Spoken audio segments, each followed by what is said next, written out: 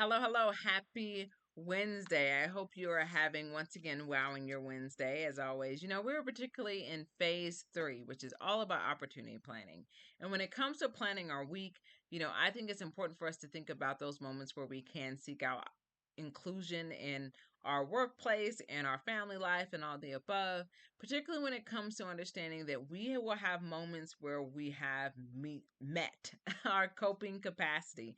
And what I mean by coping is that it helps us to understand how we're able to navigate what we're experiencing. And there's going to be moments, particularly when it comes to inclusion, that we may feel like we reached our capacity. And that's why it's so important that we continue to expand our coping tools and what we need to cope. Particularly for myself, when it comes to inclusion, I tell people I focus on taking the 90% of my day and doing the things that I love. So therefore the other 10% doesn't bother me, because guess what? I have no control over that 10%, but the 90% I do have control of. And I think what's more important is that I know I control what I think about whatever I encounter. And, the idea is that once we understand our thought process and we reclaim more coping tools, we are able to implement again and try it again with these new tools that we've equipped ourselves with. But I hope that we continue to find ways to be more inclusive. Once again, inclusion can happen right where you are.